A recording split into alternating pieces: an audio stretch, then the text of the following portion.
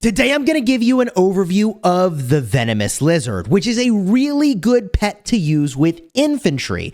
Now, I've seen a lot of people use it on other hero combinations, but in this video, I'm going to review the best skills. I'm going to talk about why it's best suited for infantry, and I think you'll leave this video with a much better understanding of how to get the maximum value possible with this pet. So let's get going.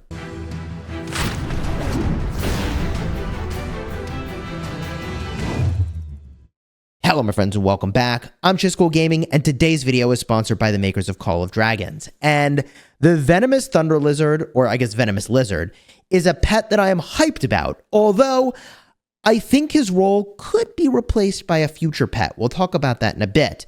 The Venomous Lizard is defined by his talent skill, as is the case with all pets, and that is an infection ability. Whenever you're hit, you have a chance to inflict poison onto your enemy, and it deals damage every single second. Now, when I reached out to support, they said this can only trigger once per second.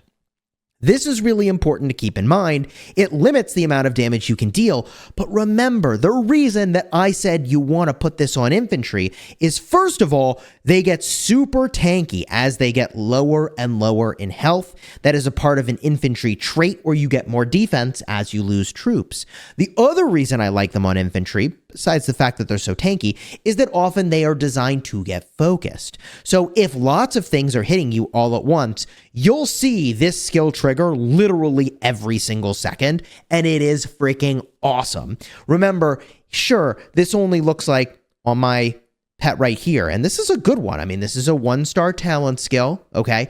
It doesn't look like much damage, but it's 36.58 damage factor. This is not a max level pet. It is level 56, so it'll be more damage factor. Let's call it 40 damage factor, optimistically.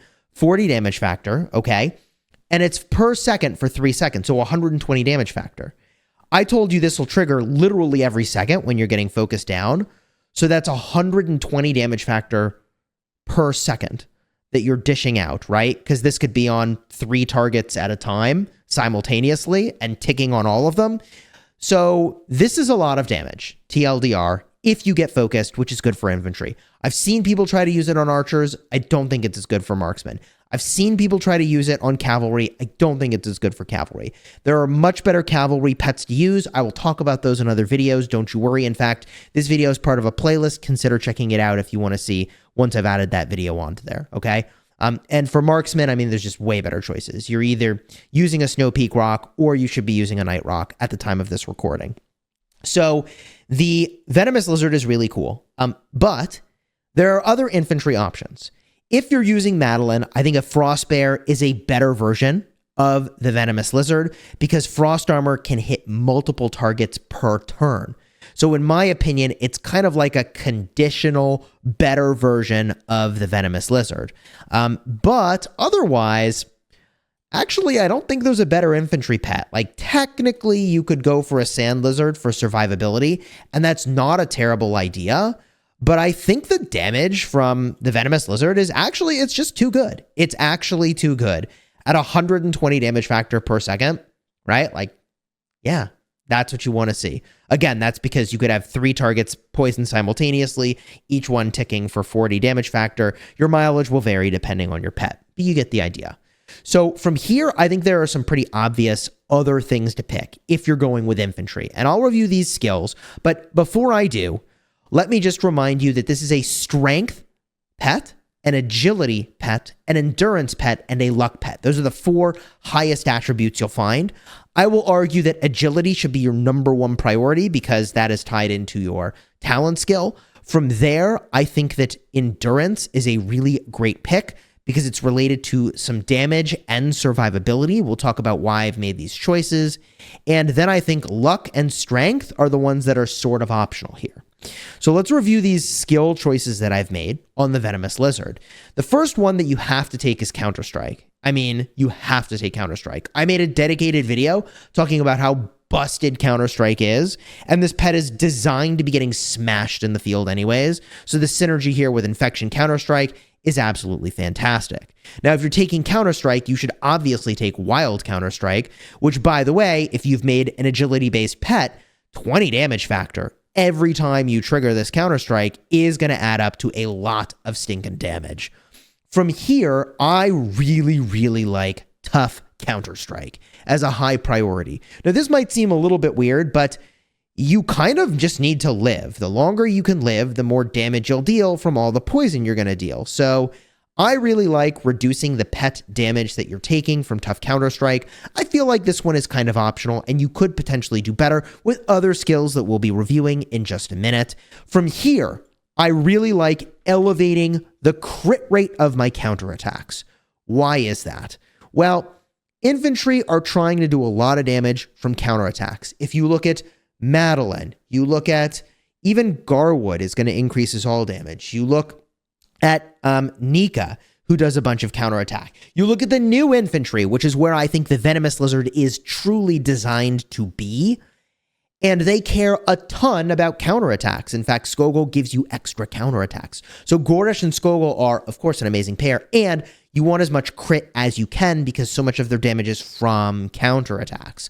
So getting blood for blood to get crit rate seems like a huge win to me. And then hit back is also a huge win. Now, my luck is a little bit low here, so hit back is not giving me as much mileage. I went with the 1-star version of this instead of the 2-star because this bar is kind of low, and I already put a 2-star Counter-Strike on this bad boy before really kind of realizing, I mean, his endurance is fine. It's like the low end of decent. It's the low end of good, but it's not great endurance on this pet. Like, great would be a 4+ modifier for the growth. That's what you're, at least. Outstanding would be like 4.75 and higher. And top tier is like 5 or higher, but whatever. I'm into the details here. Now, there are a couple other skills that we need to talk about that I have not deployed onto my Thunder Lizard, which, by the way, this is what I'm actively using for fighting right now. But the first skill we need to talk about that is a solid boost to damage is going to be right in here. 2-star skill, it's Forceful Infection. Now, I have not taken this skill, and the reason I haven't taken it is in part because it's expensive, and in part because when we look at the damage modification here, it is enhancing my pet by 21% of its infection damage. Now, hey, look, infection is doing, as I said, 120 damage factor per second. A 20% boost to that is really good. But, you know, for the amount of currency I had to spend to get these other skills, I felt like I was getting pretty good value either way. But Forceful Infection is priced highly, and it's just good. Like, the main way you're dealing damage with this pet is from infection, and so the two together, it's very solid. You could go for other things like enhancing your pet damage, but I don't think this is as good. Now, your pet damage, I mean, this is all your physical skill damage dealt, which I assume would include this infection physical skill damage. I think it would. But the reason you would go for Forceful Infection is that it's more damage. And the design of infantry is not to be, you know, using active skills on your main target. Like, you're trying to just wreck things with counterattacks. That's the whole idea. That's the whole notion of this build. So I'm not taking it in the direction of a fierce attack build with Tooth and Claw and other things that double down on the pet doing lots of skill damage. We're just moving all in on, like, yeah, if you want to do Forceful Infection, I get it. Otherwise, we're all about that AoE counterattack craziness, all right? The next skill you can take, which helps you survive longer to do all that damage, is something that I've managed to catch a bunch of times, and it's Robust Body. It gives you a little health. This is a spirit-based ability. I don't love going with a spirit-based ability because this is not a spirit-based pet, so I'm pretty lukewarm on that. Another alternative that does the same idea is Terra Barrier. You have one more opportunity for an endurance-based skill. Terra Barrier is giving you defense instead of health. I don't think defense is as good as health, generally speaking, but you probably, if you have a higher endurance score, and you should, can eke out a little bit more value there. And an additional endurance-based skill you could go for instead that I think will be better is probably Bristles. You go for a 2-star Bristles. Why? This is going to mitigate enemies' attack. This makes you more tanky as well. So 3 different ways to make yourself more tanky if you wanted. And generally with pets, you're either going for a hero-based build or a pet-based build. A hero-based build is enhancing what the hero does, which is really kind of what I've done here with a lot of the crit rate for counterattacks. Whereas a pet-based build is doubling down on pet damage. So, like I was describing earlier, going for fierce attack and then tooth and claw and then going for something like blood roar to increase your crit of all your pet skill damage. We're not doing that here. I don't think that's the play. Now, there is one final skill that we need to talk about, the one that is available for a season reward. And this is kind of a weird one. It's Super Infection.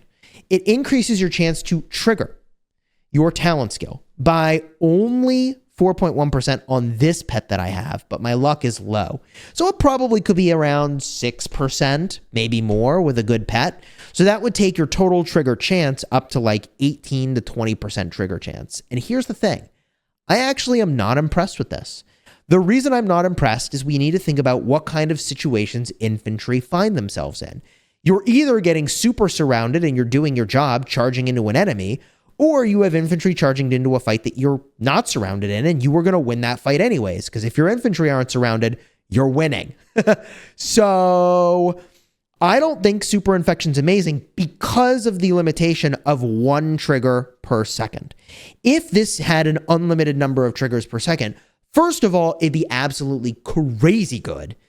And second of all, then you would absolutely want Super Infection. If that relationship changes, I would definitely switch around the ranking of this. It would obviously be much higher, but I don't think that's the case. And if you have other information, definitely let me know.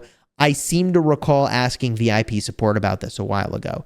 Now, if you're using this pet for some strange reason in a configuration I did not think was advisable, like, for example, on your marksman or on your cavalry, then Super Infection becomes way better.